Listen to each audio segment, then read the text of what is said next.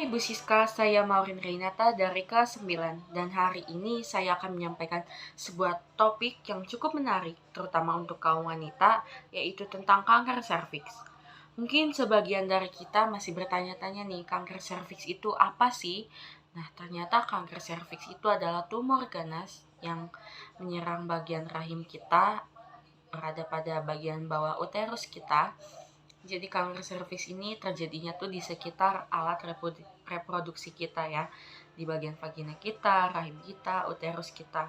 Pokoknya di seluruh bagiannya itu bisa terserang kanker serviks. Nah, kanker serviks atau kanker leher rahim ini adalah salah satu jenis kanker yang paling sering terjadi pada wanita. Dan sekitar 95% penderitanya itu wanita ya. Jadi berdasarkan penelitian pada tahun 2020, ada lebih dari 600.000 kasus kanker serviks dengan 342 kematian di seluruh dunia. Dan di Indonesia sendiri, kanker serviks menempati peringkat kedua sebagai kasus kanker paling banyak terjadi setelah kanker payudara. Dan tercatat lebih dari 36.000 kasus dengan 21.000 kasus kematian akibat kanker ini. Ternyata kanker serviks ini terbagi menjadi dua jenis nih. Yang pertama adalah karsinoma sel squamosa, yaitu KSS, dan karsinoma sel squamosa adalah jenis kanker serviks yang paling sering terjadi. KSS bermula di sel squamosa cervix, yaitu sel yang melapisi bagian luar leher rahim. Ingat ya, melapisi bagian luar leher rahim. Jadi KSS ini terjadinya di bagian luar leher rahim kita. Nah, yang kedua adalah adenokarsinoma. Adenokarsinoma adalah jenis kanker serviks yang bermula di sel kelenjar pada saluran leher rahim. Nah, jadi ini perlu digarisbawahi bahwa ini bermulanya nih di sel kelenjar pada saluran leher rahim kita ya. Mungkin dari kita masih ada nih yang bertanya-tanya, kok bisa sih kanker serviks itu terjadi? Nah, ternyata kanker serviks ini ada banyak penyebabnya nih guys. Jadi ada beberapa faktor. Yang pertama sendiri, kanker serviks itu disebabkan oleh sebuah virus yang bernama Human Papilloma Virus atau disingkat sebagai HPV. Dan selain itu virus ini juga menyebabkan kutil kelamin. Dan hanya beberapa jenis tertentu yang dapat menyebabkan kanker serviks ya. Terus juga ada beberapa faktor lain yang dapat menyebabkan kanker serviks. Yang pertama adalah HIV, ini adalah jenis penyakit lain yang menular. Dan yang kedua adalah chlamydia. Yang ketiga karena kita adalah perokok aktif. Yang keempat adalah kegemukan. Yang kelima riwayat yang pernah terkena kasus kanker serviks. Jadi yang pernah kena kanker serviks ini bisa nih mengalami kanker serviks lagi kalau kita tidak menjaga tubuh kita dengan baik. Nah, yang terakhir adalah minum pil KB. Jadi untuk para ibu di luar sana harus lebih banyak berhati-hati terutama saat minum pil KB. Setelah minum pil KB mungkin ada baiknya untuk rutin memeriksakan ke dokter jika ada keluhan sakit, mungkin sakit pada bagian rahim kita atau pada vagina kita. Jadi sebaiknya ditanyakan kepada dokter. Dan untuk wanita yang sudah menikah, ada baiknya untuk melakukan pap smear nih. Jadi dengan pap smear ini kita bisa mengontrol apakah kita terkena kanker serviks atau tidak.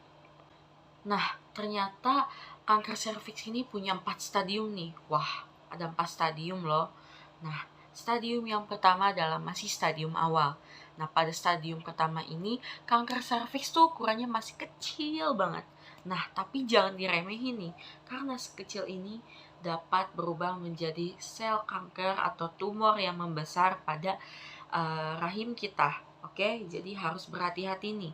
Kalau misalkan kita sudah divonis oleh dokter bahwa kita terkena penyakit kanker serviks, ada baiknya kita untuk mengobatinya nih. Nanti aku akan menyebutkan apa aja yang bisa membantu untuk menyembuhkan kanker serviks ini. Yang kedua adalah stadium kedua ini. Jadi saluran dan kelenjar getah benihnya itu sudah mulai terkena kanker serviks. Jadi pada dinding-dinding rahim kita itu sudah mulai terisi dengan tumor kanker serviksnya ini. Jadi cukup berbahaya kalau misalkan tetap dibiarkan saja. Dan pada stadium yang ketiga, dinding panggul kita itu sudah mulai terkena kanker serviks. Jadi ukuran kanker serviksnya ini sudah cukup besar dan sudah menggerogoti bagian tubuh kita yang lainnya. Dan pada stadium yang keempat ini sudah kena kantung kemih kita. Jadi nggak hanya di sekitar alat reproduksi kita, karena alat reproduksi kita sudah penuh, kanker serviks ini akan beranjak naik keluar dari alat reproduksi kita. Jadi pada kanker serviks stadium 4 ini bisa menyebabkan kematian kalau tidak segera ditindaklanjuti pada stadium yang awal. Jadi untuk stadium yang terakhir ini bisa melakukan beberapa pengobatan atau beberapa terapi, tapi kemungkinan untuk tetap hidupnya itu cukup kecil. Oh iya, aku ingatkan sekali lagi bahwa kanker serviks ini umumnya terjadi pada perempuan yang berusia antara 35 sampai 44 tahun. Jadi belum ada nih, atau masih jarang banget ada kasus yang terjadi pada remaja, karena kita belum bisa juga memeriksakan pada dokter karena umur kita belum cukup. Tetapi usia rata-rata saat didiagnosis sebagai penderita kanker serviks umumnya itu pada 50 tahun ya. Jadi sudah tidak produktif lagi usianya, lalu kita didiagnosis bahwa kita terkena kanker serviks. Dan sekitar 4.000 orang meninggal karena kanker serviks per tahun. Namun, seiring berjalannya waktu, angka ini bisa saja menurun karena adanya screening dan vaksin HPV. Oke? Dan ada beberapa gejala kanker serviks nih. Jadi, pada stadium awal, kanker serviks biasanya tidak memicu gejala tertentu dan sulit untuk dideteksi. Seringkali tanda-tandanya mungkin memerlukan waktu beberapa tahun untuk berkembang. Jadi ada baiknya jika kita sudah menjadi wanita yang memiliki status menikah, ada baiknya untuk segera melakukan pap smear atau secara rutin pergi ke dokter dengan melakukan vaksin DNA HPV seperti yang disebutkan sebelumnya. Menemukan sel-sel abnormal selama pemeriksaan kanker serviks adalah cara terbaik untuk menghindarinya.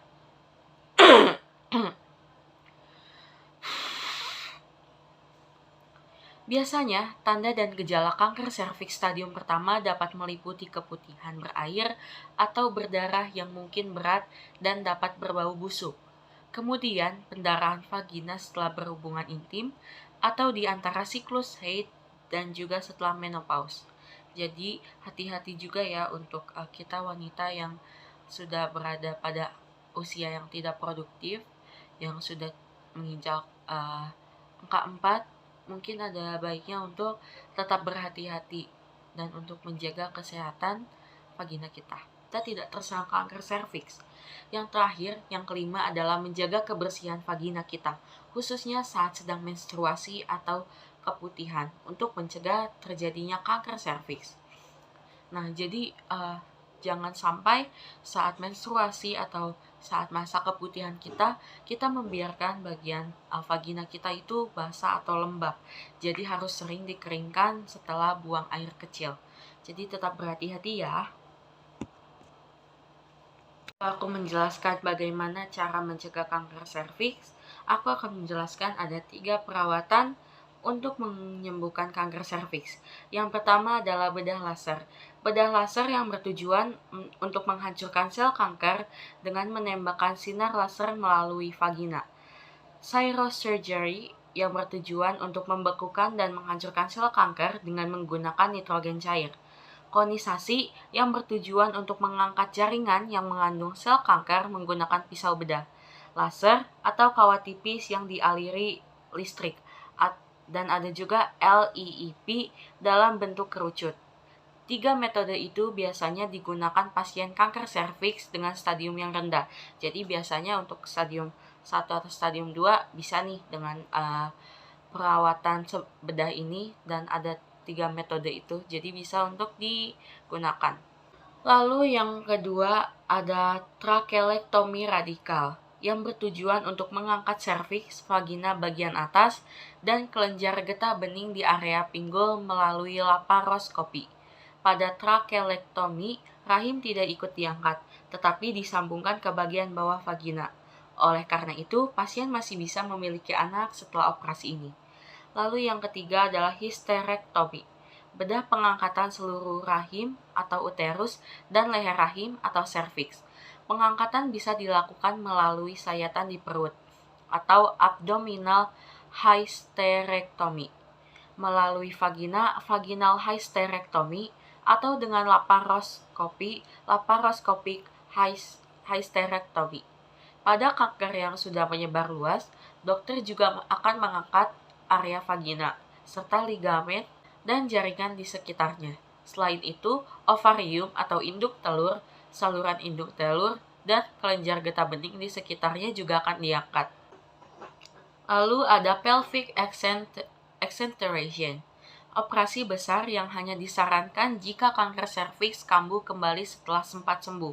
Nah, seperti yang pernah aku ucapkan sebelumnya, penderita kanker serviks yang sudah sembuh ini bisa terkena kanker serviks lagi nih. Tanda-tandanya seperti kambuh. Jadi, pelvic exenteration ini bisa dilakukan untuk pasien yang baru sembuh dari kanker serviks. Operasi ini dilakukan jika kanker kembali ke daerah panggul, tetapi belum menyebar ke area lain. Pelvic exenteration diawali dengan pengangkatan kanker, vagina, kantung kemih, dan rektum. Setelah itu, dokter akan membuat stoma atau lubang di perut sebagai tempat keluar urin dan tinja. Kotoran yang dibuang akan masuk ke dalam kantung kolostomi yang dipasang di stoma. Setelah prosedur bedah selesai, dokter akan menggunakan kulit dan jaringan dari bagian tubuh lain untuk membuat vagina baru. Lalu ada radioterapi. Metode penggunaan radioterapi ini adalah metode pengobatan kanker yang menggunakan sinar X atau sinar proton dengan radiasi tinggi untuk membunuh sel kanker. Pada kanker serviks stadium awal, radioterapi bisa dilakukan sebagai terapi tunggal atau dijalankan bersama prosedur bedah. Radioterapi juga dapat dikombinasikan dengan kemoterapi untuk mengendalikan nyeri dan pendarahan pada kanker serviks stadium lanjut. Radioterapi dapat dilakukan dengan 3 cara, yaitu yang pertama dengan menembakkan gelombang berenergi tinggi ke area panggul pasien untuk menghancurkan sel kanker. Radioterapi eksternal atau external beam radiation therapy atau disingkat sebagai ERBT. Yang kedua adalah memasukkan implan radioaktif melalui vagina untuk ditempatkan langsung di sel kanker atau di dekatnya. Radioterapi internal atau brachytherapy. Dan yang terakhir adalah mengombinasikan antara ERBT dan brachytherapy. Lalu ada kemoterapi, pemberian obat anti kanker dalam bentuk minum atau suntik. Obat ini dapat memasuki aliran darah dan menyebar ke seluruh tubuh sehingga sangat efektif dalam membunuh sel kanker di berbagai area tubuh. Lalu yang terakhir adalah terapi target, pemberian obat kemoterapi yang dapat secara spesifik menghambat pertumbuhan tumor tanpa memberikan efek samping pada jaringan yang sehat. Salah satu contoh obat terapi target adalah bevacizumab.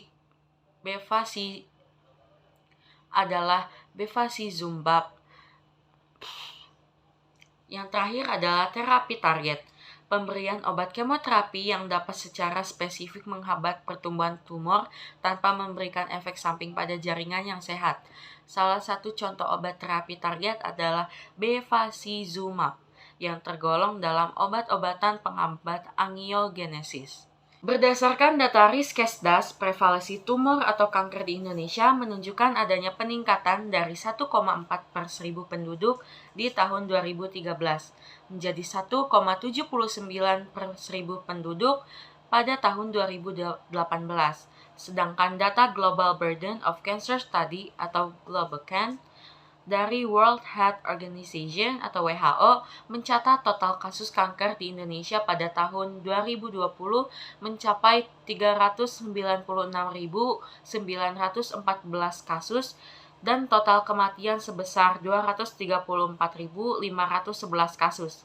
Kanker serviks atau kanker leher rahim menempati urutan kedua dengan jumlah 36.633 kasus atau 9,2% dari total kasus kanker. Sekian presentasi dari saya untuk menyampaikan topik yang cukup menarik ini, yaitu tentang kanker serviks.